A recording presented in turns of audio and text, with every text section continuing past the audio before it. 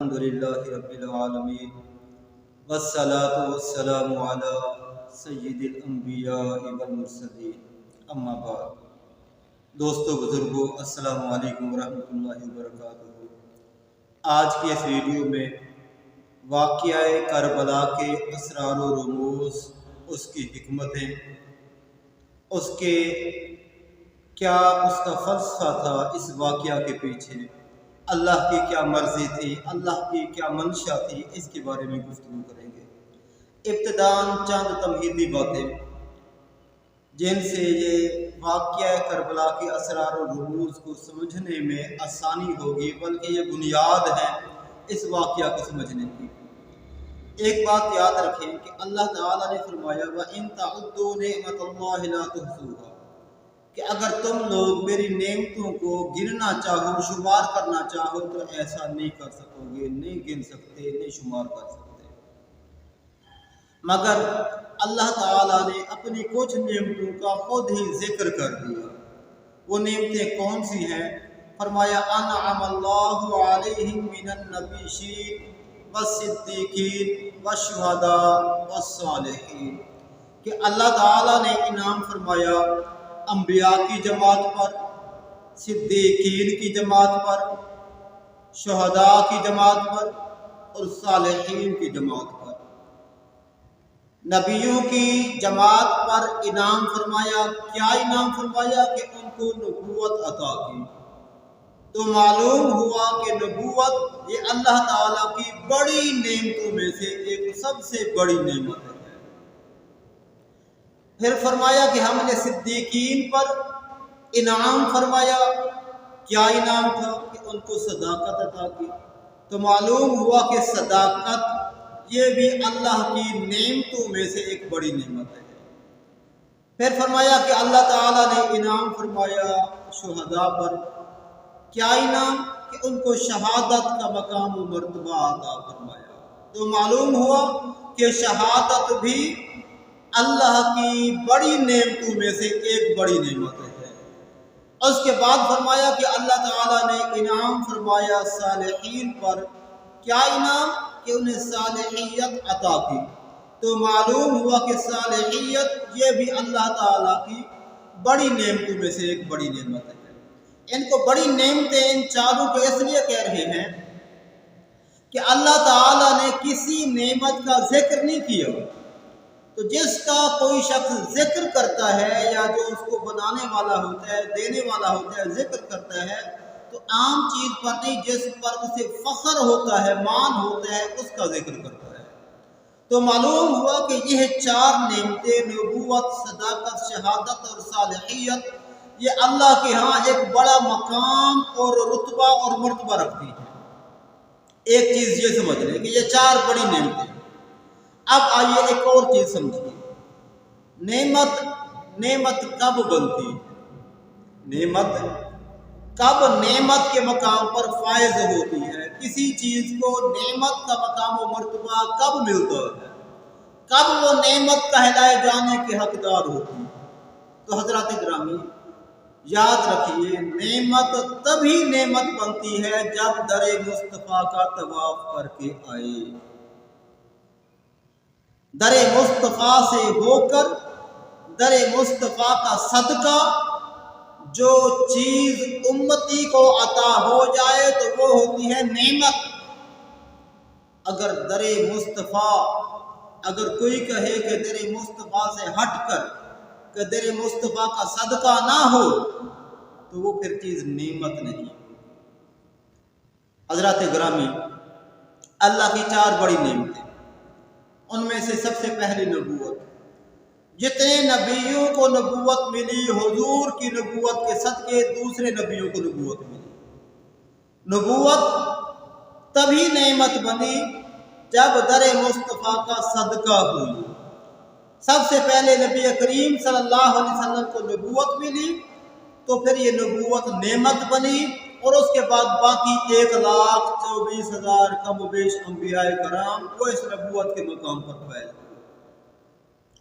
حضور صلی اللہ تعالی علیہ وسلم نے فرمایا کنت نبی و آدم بین الماء والطین، کہ لوگوں میں تو اس وقت بھی نبی تھا جب آدم علیہ السلام ان کا بھی خمیر تیار کیا جا رہا تھا، جس وقت وہ بھی پانی اور مٹی کی درمیانی کیفیت سے گزر رہے تھے، ان کو تخلیق کرنے کے لیے، ان کو بنانے کے لیے ابھی گارا تیار کیا جا رہا تھا۔ فرمایا میں تو اس وقت بھی نبی تھا۔ حضرات گرامی، سارے نبیوں کو نبوت کی نعمت ملی تو در مصطفیٰ کا صدقہ، پہلے حضور کو یہ نعمت عطا ہوئی، پھر کسی اور کو۔ صدیقین کو صداقت ملی تو حضور کے صدقے، سب سے پہلے صداقت کی نعمت حضور کو عطا ہوئی، پھر کسی اور کو ملی۔ صالحین کو، اولیاء کرام کو ولایت عطا ہوئی، صالحیت عطا ہوئی تو حضور کے در کا صدقہ، پہلے حضور کو عطا ہوئی، پھر حضور کے در کی خیرات، سارے دنیا کے اولیاء کرام میں یہ صالحیت اور ولایت تقسیم ہوئی۔ اسی طرح میرے دوستو شہادت، اب یہ نہیں ہو سکتا کہ شہادت ہو تو نعمت مگر آقا اس نعمت سے محروم رہ جائیں اور امتی کو یہ نعمت میسر آ جائے، یہ نہیں ہو سکتا۔ شہادت نعمت اگر ہے تو پھر تبھی نعمت ہوگی جب در مصطفیٰ کی خیرات ہوگی، حضور کا تصدق ہوگی، حضور کا صدقہ ہوگی۔ اگر حضور کے در کی خیرات نہیں تو پھر یہ نعمت نہیں ہو سکتی۔ اگر یہ نعمت حضور کو میسر نہیں تو پھر کسی کے لیے نعمت نہیں۔ امتی کے لیے تب یہ نعمت بنے گی جب آقا کو میسر ہوگی۔ حضرات گرامی، شہادت ظاہری طور پر تو نبی پاک صلی اللہ تعالی علیہ وسلم کا ظاہری انتقال، بیماری میں مبتلا ہونے میں، اور تبھی آپ کی انتقال ہوا دنیا سے، تبھی طور پر آپ نے پردہ فرمایا، تو پھر شہادت کیسے نعمت بنی؟ تو میرے دوستو، اس چیز کو سمجھنے کے لیے پہلے ایک چیز سمجھیے، شہادت کی ہوتی ہیں دو قسمیں، ایک ہوتی ہے شہادت سری، خفیہ پوشیدہ شہادت، دوسری کو کہا جاتا ہے شہادت جہری۔ شہادت سری یہ ہے کہ کسی کو زہر دے کر قتل کر دیا جائے، کوئی شخص دیوار کے نیچے دب کر قتل ہو جائے، کوئی ڈوب کر ہلاک ہو جائے، کوئی کسی کو ڈبو کر قتل کر دے، جسم پر زخم کے نشان نہ ہو، خون نہ نکلے، خون نہ بہے، موت واقع ہو جائے، اس کو شہادت سری کہتے ہیں۔ اور شہادت جہری یہ ہے کہ جسم پر زخم کا نشان ہو، خواہ تیر کا زخم ہو، چاہے تلوار کا زخم ہو، نیزے کا زخم ہو، بندوق کی گولی لگے، جسم پر زخم کا نشان آئے، اس زخم سے خون بہنا شروع ہو جائے اور پھر اس سے موت واقع ہو جائے، تو اس شہادت کو شہادت جہری کہتے ہیں۔ یہ دو شہادتیں ہیں، شہادت سری اور شہادت جہری۔ اور میرے دوستو، دونوں شہادتیں نعمت ہیں، اور نعمت چیز میں پہلے آپ کو بتا چکا ہوں کب بنتی ہے؟ جب در مصطفیٰ کے خیرات ہو، در مصطفیٰ کا تصدق ہو۔ حضرات گرامی، نبی پاک صلی اللہ تعالی علیہ وسلم کو شہادت عطا ہوئی یا نہیں ہوئی؟ اگر ہوئی تو کون سی، سری یا جہری؟ اگر جہری عطا ہوئی تو جہری نعمت بن گئی اور سری نعمت نہ بنی، اگر سری عطا ہوئی تو سری نعمت بن گئی، جہری نہ بن سکی نعمت۔ تو حضرات گرامی، نبی پاک صلی اللہ تعالی علیہ وسلم کو شہادت سری بھی عطا ہوئی، شہادت جہری بھی عطا ہوئی، کیونکہ ان دونوں شہادتوں کو نعمت بنانا مقصود باری تعالی، اور نعمت تبھی بنتی جب در مصطفیٰ کا تصدق ہو۔ کیسے حضور کو شہادت عطا ہوئی؟ بظاہر تو حضور کا ظاہری انتقال اس دنیا سے یہ طبی طور پر ہو۔ حضرات گرامی، غزوہ خیبر سے واپسی پر، بلکہ اس سے پہلے غزوہ احد ہوتا ہے، غزوہ احد ہوتا ہے، جہاں تھوڑی دیر کے لیے افراتفری ہو جاتی ہے، سرکار دو عالم صلی اللہ تعالی علیہ وآلہ وسلم کے گرد چند صحابہ کرام رہ جاتے ہیں۔ اس وقت کیا ہوتا ہے؟ دشمن تیر چلاتے ہیں، سرکار دو عالم صلی اللہ تعالی علیہ وآلہ وسلم کے چہرہ مبارک پر زخم لگ جاتے، زخموں سے خون بہنا شروع ہو جاتا۔ شہادت جہری کی جو نشانیاں ہیں کہ تیر یا تلوار یا نیزے کا زخم لگے، تو یہ شرط بھی پائی گئی۔ زخم چہرے مبارک پر لگ گیا، خون بہنے لگا، دانت مبارک شہید ہوئے، گویا کہ سرکار دو عالم صلی اللہ تعالی علیہ وآلہ وسلم کی غزوہ احد کے روز شہادت جہری کا آغاز ہو گیا۔ حضرات گرامی، پھر چند برس گزرے، غزوہ خیبر واقع ہوا۔ غزوہ خیبر سے حضور واپس تشریف لا رہے ہیں۔ ایک یہودیہ عورت ہے، وہ حضور کی خدمت میں آ کے عرض کرتی ہے، اے مسلمانوں کے رسول، میں نے آپ کے لیے گھر میں دعوت کا اہتمام کیا ہے، آپ اپنے ساتھ اپنے کسی غلام کو ساتھ لائیے اور میری دعوت قبول کیجیے۔ حضور جو کسی کی دعوت رد نہیں فرمایا کرتے تھے، حضور نے اس کی دعوت قبول کی۔ حضور کے ایک صحابی حضور کے ہمراہ اس یہودی عورت کے گھر جاتے ہیں۔ وہ عورت بکری ذبح کرتی ہے، اس کا گوشت پکاتی ہے اور گوشت پکا کر، روٹیاں پکا کر حضور کے سامنے رکھ دیتی ہے۔ حضور صلی اللہ تعالی علیہ وآلہ وسلم اللہ کا نام بلند کرتے ہیں، بسم اللہ الرحمن الرحیم پڑھتے ہیں اور پھر ایک بوٹی اٹھا کر حضور تناول فرماتے ہیں۔ حضور صلی اللہ علیہ وسلم کے صحابی حضور کے غلام ساتھ ہوتے ہیں، وہ بھی بوٹی کا ایک ٹکڑا، ایک گوشت کی بوٹی اٹھاتے ہیں، وہ بھی اس کو تناول کرتے ہیں، وہ اس کو کھاتے ہیں۔ اس کے بعد حضور صلی اللہ تعالی علیہ وسلم دوسری بوٹی اٹھاتے ہیں، تو اس بوٹی سے آواز آتی ہے، اے اللہ کے رسول، مجھے نہ کھائیے، مجھے رکھ دیجیے۔ کیا ہوا؟ گوشت عرض کرتے ہیں، یا رسول اللہ صلی اللہ علیہ وسلم، اس یہودیہ عورت نے آپ کے ساتھ دھوکہ کیا، مکاری کی۔ یا رسول اللہ، اس نے میرے اندر زہر ملا دیا ہے، میں زہر ملا ہوا گوشت ہوں، آپ مجھے کھائیں گے تو آپ تکلیف میں مبتلا ہوں گے۔ یہ یہودیہ عورت دھوکے سے آپ کو شہید کرنا چاہتی۔ اتنے میں وہ صحابی رسول جنہوں نے ایک بوٹی کھائی تھی، ان کی طبیعت بگڑنے لگتی ہے اور چند ہی لمحوں میں وہی ان کا انتقال ہو گیا۔ سرکار دو عالم صلی اللہ تعالی علیہ وآلہ وسلم، زہر آپ کے معدے میں جاتا ہے، جسم میں جاتا ہے، مگر اللہ تعالیٰ کا ایک اور وعدہ ہے۔ اللہ تعالیٰ نے قرآن پاک میں فرمایا، واللہ یعصمک من الناس، اے محبوب، اللہ تعالیٰ لوگوں سے آپ کی حفاظت کرے، کسی بدبخت کو آپ پر غلبہ پانے کی ہمت اور طاقت نہیں دے گا۔ دنیا میں رہتے ہوئے آپ کا کوئی دشمن آپ پر غلبہ نہیں پا سکے گا۔ اے محبوب، اللہ آپ کے دشمنوں سے حفاظت کرے۔ تو حضرات گرامی، ادھر شہادت جہری اور شہادت سری کو نعمت کے مقام پر بھی فائز کرنا تھا، ادھر اپنے محبوب کی دشمنوں سے حفاظت بھی کرنی تھی۔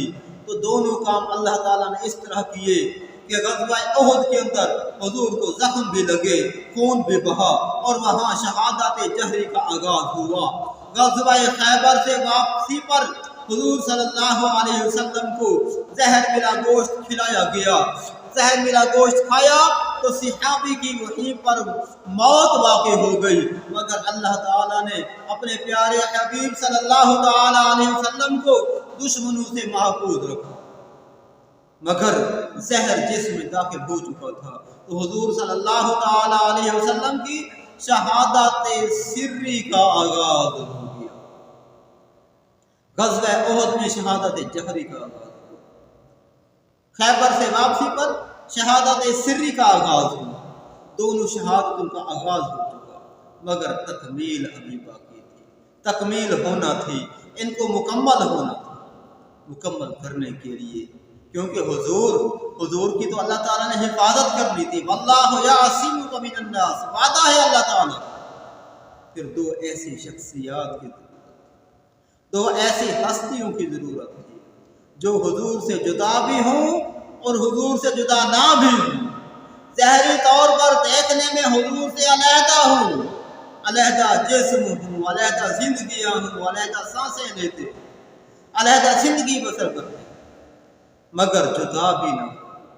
حضور صلی اللہ تعالی علیہ وسلم نے فرمایا الحسین منی و انا من الحسین، ظاہری طور پر بھی اور حقیقی طور پر حضور فرماتے میں حسین سے، حسین مجھ سے۔ اب اس حدیث پاک کی بھی سمجھ آ رہی ہے۔ حضرات گرامی، صحابہ کرام فرماتے ہیں کہ جب سرکار دو عالم صلی اللہ تعالی علیہ وسلم کا وصال ظاہری ہو گیا اور کبھی ہمیں تڑپ پیدا ہوتی کہ حضور کی زیارت کریں، تو ہم دونوں شہزادوں حسنین کریمین رضی اللہ تعالی عنہما ان دونوں شہزادوں کی زیارت کرتے، کیونکہ ظاہری صورت میں بھی امام علی پاک امام حسن رضی اللہ تعالی عنہ سر سے لے کر سینے تک حضور کے مشابہ، اور امام علی پاک امام حسین رضی اللہ تعالی عنہ سینے سے لے کر پاؤں تک حضور کے مشابہ۔ تربیت بھی حضور نے کی، پلے بڑے بھی حضور کے ہاں۔ حضور نے فرما دیا کہ یہ مجھ سے، میں ان سے۔ ظاہری شکل و شباہت بھی حضور جیسی، تعلیم و تربیت بھی حضور خود فرما کروائی۔ حضرات گرامی، اللہ تعالیٰ نے ان دونوں شہزادوں کو منتخب کیا حضور کی دونوں شہادتوں کی تکمیل کی۔ حضرات گرامی، آپ کو پتہ ہے، آپ جانتے ہیں کہ امام علی پاک امام حسن رضی اللہ تعالیٰ عنہ آپ کی شہادت زہر سے ہوئی، آپ کو زہر دیا گیا، زہر کھانے سے آپ کی شہادت ہوئی۔ جب آپ کی شہادت ہوئی تو وہ شہادت جس کی ابتدا حضور صلی اللہ علیہ وسلم نے آغاز فرمایا تھا، جس کا غزوہ خیبر سے واپسی پر، اس کی تکمیل کی جناب امام علی پاک امام حسن رضی اللہ تعالی عنہ۔ اور حضرات گرامی قدر، دوسری شہادت، شہادت جہری، جس کا آغاز ہوا تھا غزوہ احد کے درمیان، اس کی تکمیل بھی باقی تھی۔ تو اس کی تکمیل کے لیے اللہ تعالیٰ نے انتخاب کیا اپنے پیارے حبیب صلی اللہ تعالی علیہ وسلم کے دوسرے شہزادے امام علی پاک امام حسین رضی اللہ تعالی عنہ۔ واقعہ کربلا کا انعقاد ہوا، وہاں پر شہزادہ رسول امام علی پاک امام حسین رضی اللہ تعالی عنہ اور آپ کے خانوادہ کے 72 افراد اپنی جانوں کے قربان نذرانے پیش کرتے ہیں۔ وہاں امام علی پاک امام حسین رضی اللہ تعالی عنہ آپ پر تیروں کی بھی بارش کی جاتی ہے، نیزے بھی پھینکے جاتے ہیں، تیر بھی چلائے جاتے ہیں، تلواریں بھی ماری جاتی ہیں۔ آپ رضی اللہ تعالی عنہ کا جسم لہولہان کر دیا جاتا ہے۔ آپ کی میدان کربلا میں جب شہادت ہوتی ہے تو آپ کی شہادت کے ساتھ ہی حضور کی شہادت جہری کی تکمیل ہو جاتی ہے۔ تو حضرات گرامی، یہ واقعہ کربلا در حقیقت اس کی جہاں اور بہت سارے اسرار و رموز ہیں، بہت ساری حکمتیں پوشیدہ ہیں، وہاں بہت سارے اسرار و رموز میں سے ایک راز، ایک پوشیدہ حکمت، ایک فلسفہ، ایک اللہ کی مرضی، ایک اللہ کی منشا، وہ یہ بھی تھی کہ اپنے پیارے حبیب صلی اللہ تعالی علیہ وآلہ وسلم آپ کی دونوں شہادتوں کی تکمیل کرنا مقصود تھا، تاکہ شہادت بھی نعمت کے مقام پر فائز ہو سکے۔ وآخر دعوانا الحمد